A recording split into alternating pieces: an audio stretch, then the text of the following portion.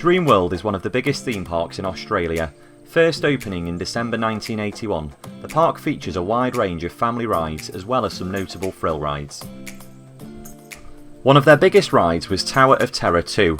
This was a huge launch ride. The ride was a reverse freefall coaster manufactured by Intamin. The ride opened originally in 1997 and at the time was not only the tallest but also the fastest roller coaster in the world. A year after the coaster opened, the park decided to utilise one of its towers to install a huge drop tower ride called Giant Drop. This ride was again manufactured by Intamin and riders reach a top speed of 83 miles per hour as they descend the huge tower. In 2010, Tower of Terror was refurbished and renamed to Tower of Terror 2. Unfortunately, the ride closed at the end of 2019 and is currently awaiting removal.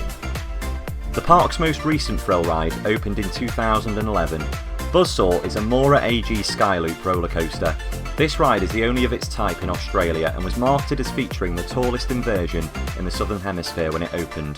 Riders are lifted to the top of the ride and then dropped before reaching a top speed of 65 miles per hour. The ride stands at a total of 46 metres tall.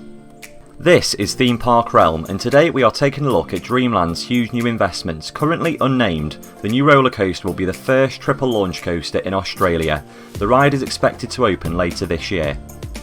If you're a fan of Mack rides, you've probably heard of Blue Fire. This was their very first Mack mega coaster installed at Europa Park in Germany.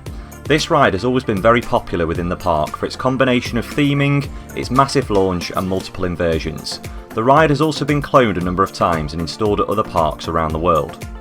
For 2020, Dreamworld Australia are installing their very own version of this famous ride, but this version has a twist.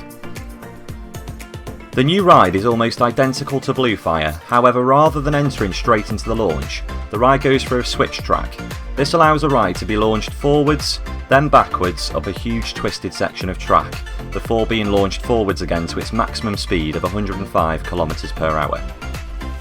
Although the ride's launch will not quite have the same kick as Blue Fire's, it does make for a longer ride experience, and some may find the backwards launch to create a more intense ride experience. In addition to all of this, according to the park's website, the ride is set to feature a free spinning ride car attached to the very back end of the train. Now we have seen this done before back in 2015, Mack rides attached a spinning car to Blue Fire. At the time this was a simple test of new ride hardware for their upcoming extreme spinning rides. But now we're actually going to be seeing a roller coaster train which has some spinning cars and some standard cars, which is something that we've never seen on any roller coaster before. When compared to Blue Fire, the stats are very similar. It's actually only around 5 km an hour faster. However, these additions I've mentioned are certainly going to create a fantastic ride and certainly one of the best roller coasters in Australia at the moment. Currently we don't have an opening date, nor have the park released the actual name of the ride.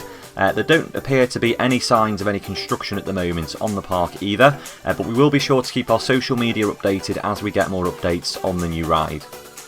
As always, thank you very much for watching, and if you did enjoy the video, please don't forget to subscribe to our channel.